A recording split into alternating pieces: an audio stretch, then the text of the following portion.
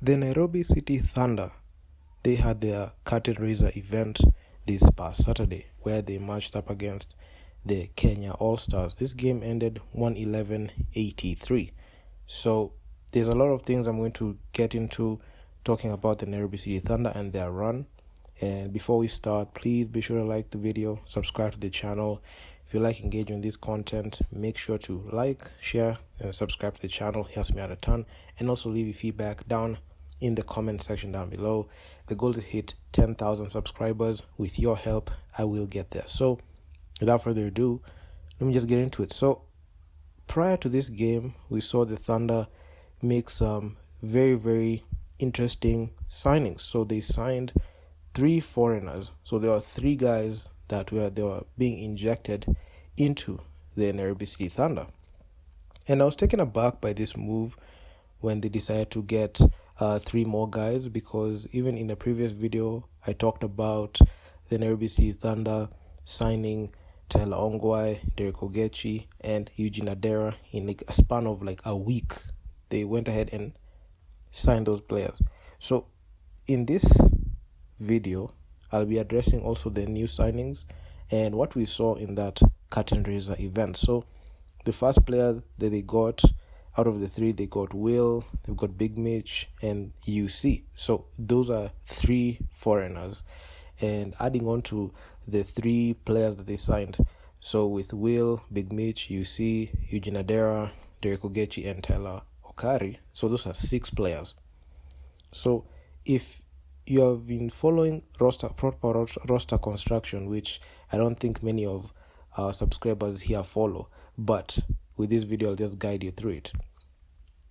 Every single signing that the Nairobi City Thunder make, or any other team, let's say for example KPA in last year's Road to Ball and also the year before in their Road to Ball, there's a certain players that are going to get cut from the team. Because one thing is for sure, the Nairobi City Thunder did not sign the new players for them to not participate and partake in the Road to Ball. So looking at that championship roster and looking at the signings that they have made 6 new signings into that roster.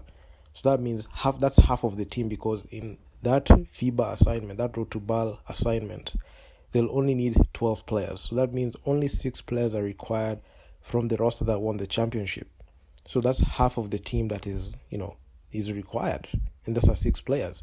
And also remember that with these new signings, some players' roles are going to get diminished, and it's just going to be rinse and repeat if they don't play their cards right. I know beefing up the roster is good.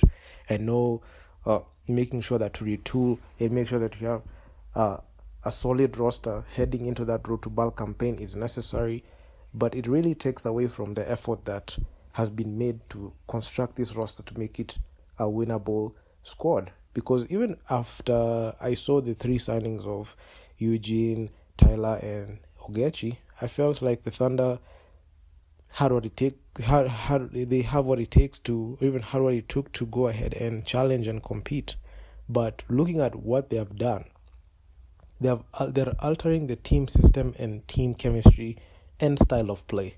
Because even these new guys who have been brought in, they're not fully bought into the Thunder culture. They've just been brought in. They've just been brought in to play for the Nairobi City Thunder in this Road to Ball campaign. And adding these new players, these new faces at this time is very dangerous.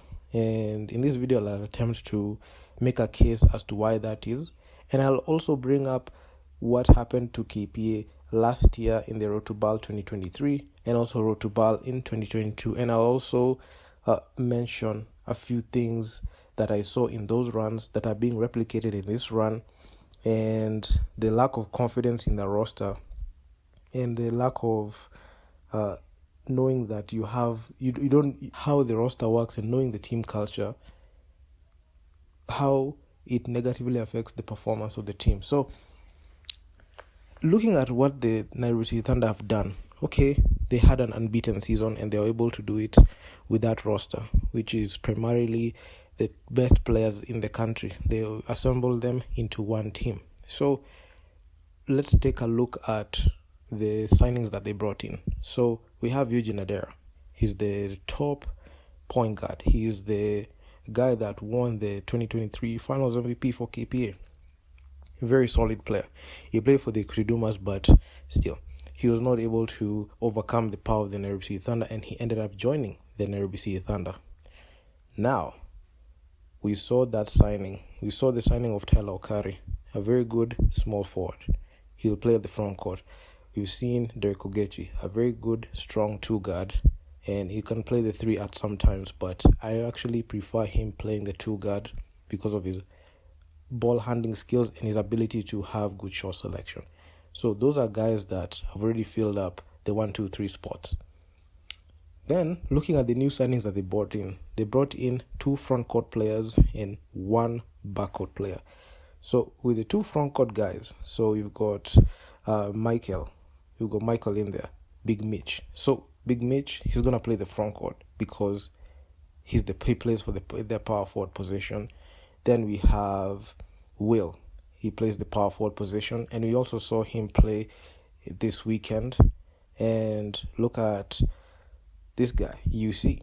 He's the point guard, and he's going to play the point guard position. So you're having some issue there because even in the previous roster, we had Grifo, we had Dima, we had Garang Ding, all those guys.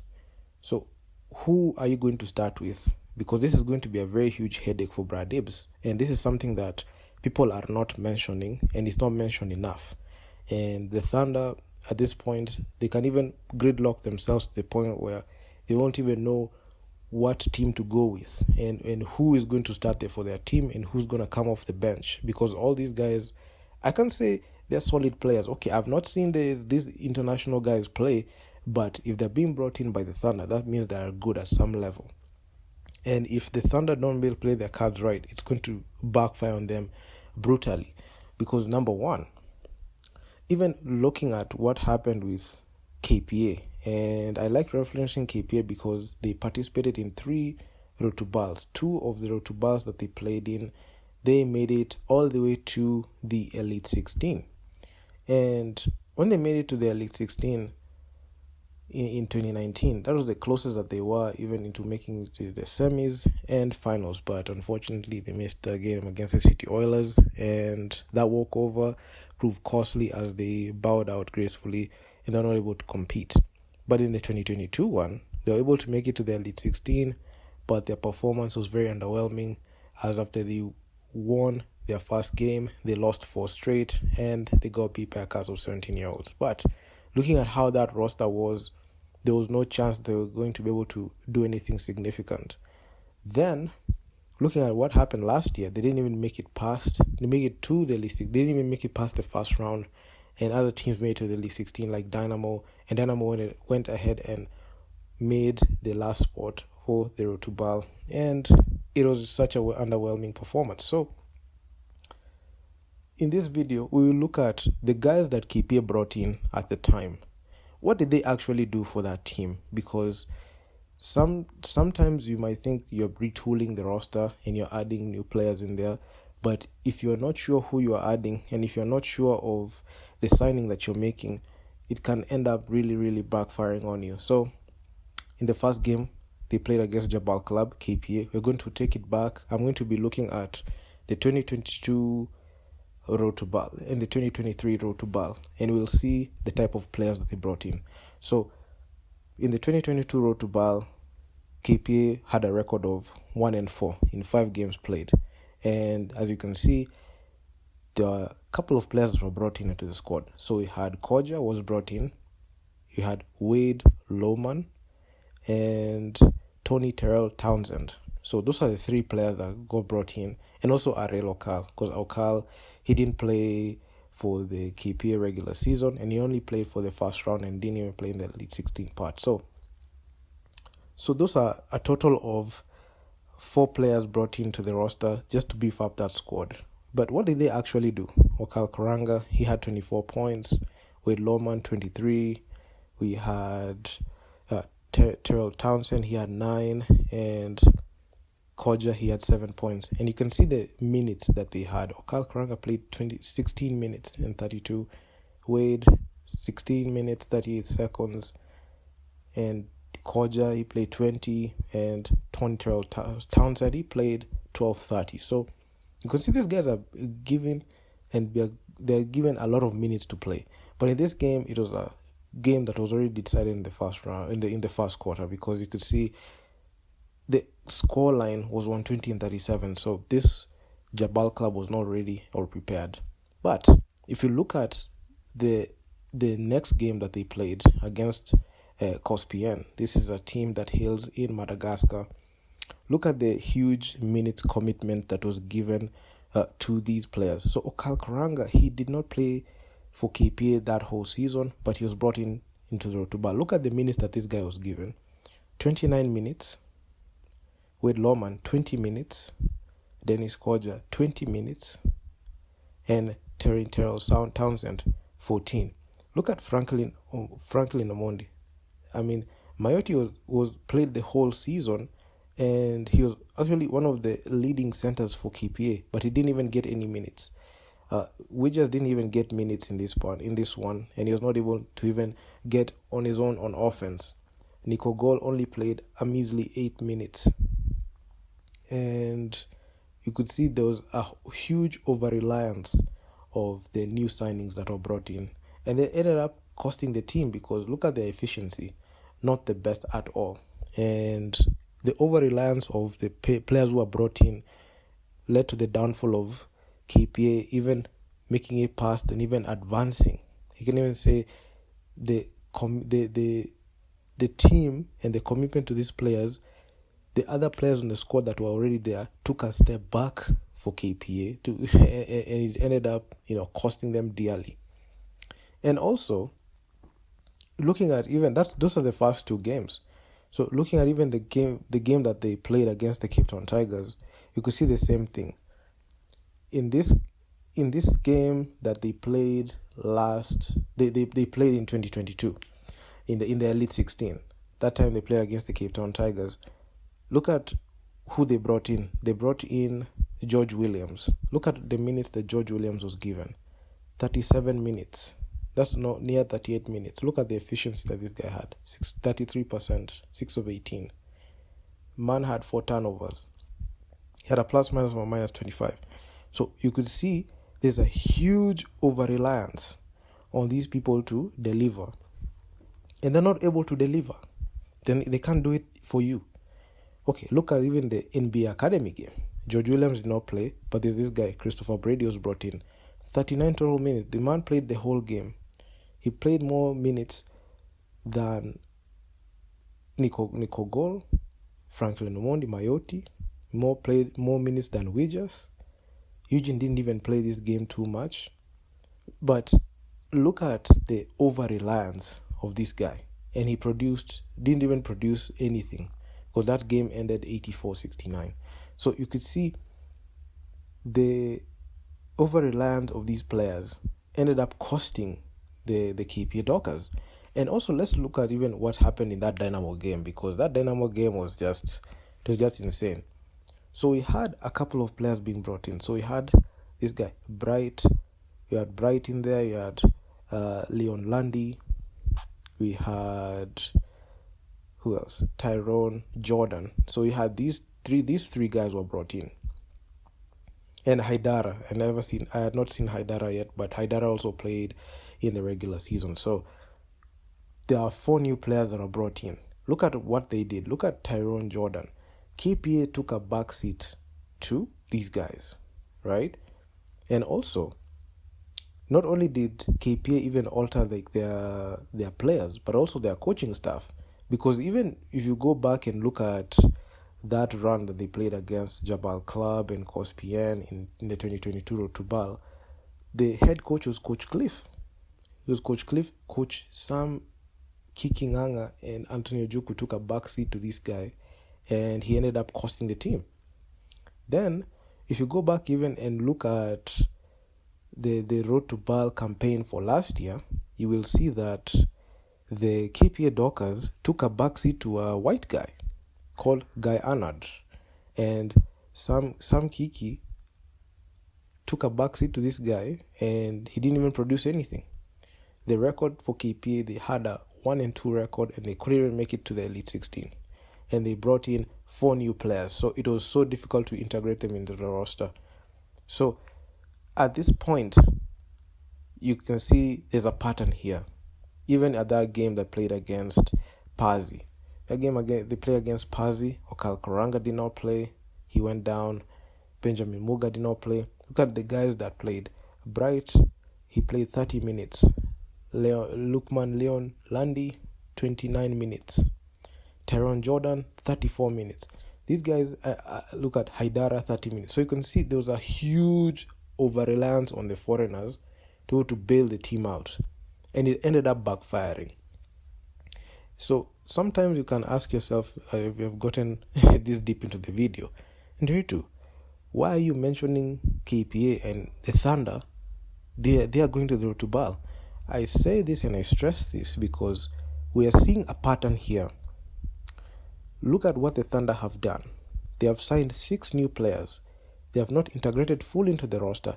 The Curtain Raiser event was an event that was supposed to build their confidence and build their team chemistry together so that they can be able to go ahead and have confidence on the court and know that they are playing as a unit, as a cohesive unit. But if you look at the roster mangling and the players who are going to get cut from the team, because something that people don't mention is when a new player is brought in, one player has to get cut from the squad. So there are players who are going to get left from that squad because that Thunder roster was too stacked. And so the big headache and the big problem is, who are we going to leave out of that roster and who are we going to carry? Because now, because you have signed 6 new players, that's half of the roster. How do you pick the 6 players who are left? And how do you pick out of the bunch of the players that won the championship, who are the 6 players that are going to go? Because if you look at even the signings that have been made, if you go by even in the front court, if you have this guy, if you have Will in there, do you actually think that you need a guy like Okal Koranga? No. You don't need the guy. Because Okal Koranga cannot set screens for you. This is the guy who can't make it in the post. Okay, he's very good when he plays in Kenyan B-ball or even these leagues that he has been playing for. But in Road to BAL, he has shown that he's very ineffective and can't do anything for you. And this last year's and the year before in that Road to BAL that he played in, they have shown that this is a man that cannot compete in continental basketball. And the reason as to why the Thunder were able to go ahead and make these signings is because of the deficiencies they see that these guys don't have. So there's a lot of holes in some people's games. And that's why they're going ahead and even signing these players. Like you can see, you're seeing Will, you're seeing Big Mitch getting signed. So you're seeing all these moves that the Thunder are making. If the Thunder were a solid roster, why did they have to go for Tyler?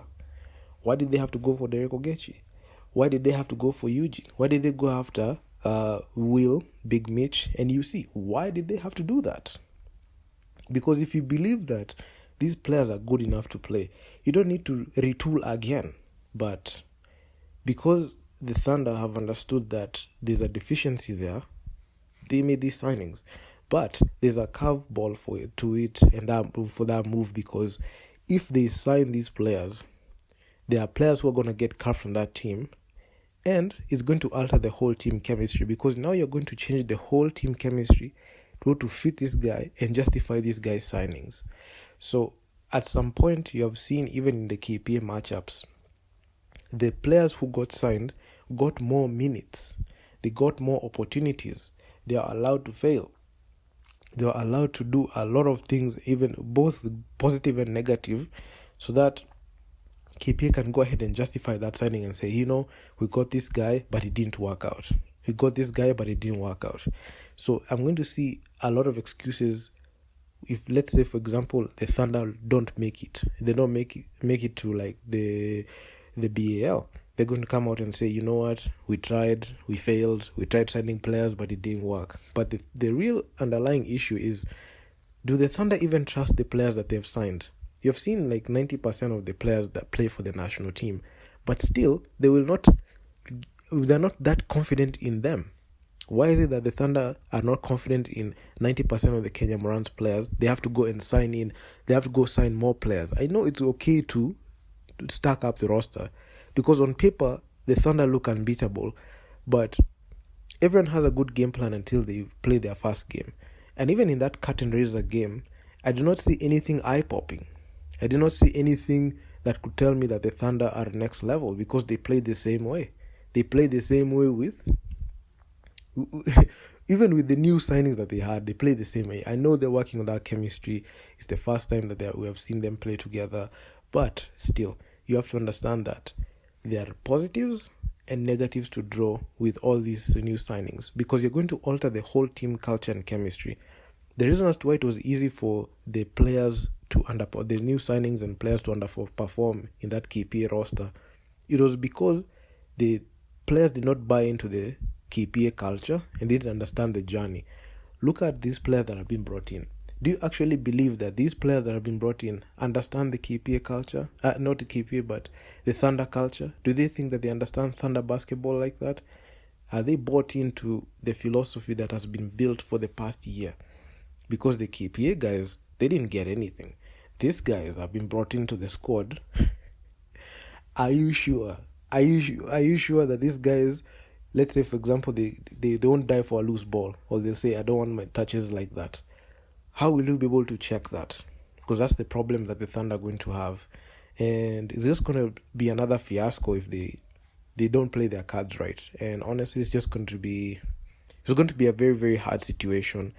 And I'm just monitoring this thing closely, and I'll just make sure to update you guys on what is going on. But that's my take on this.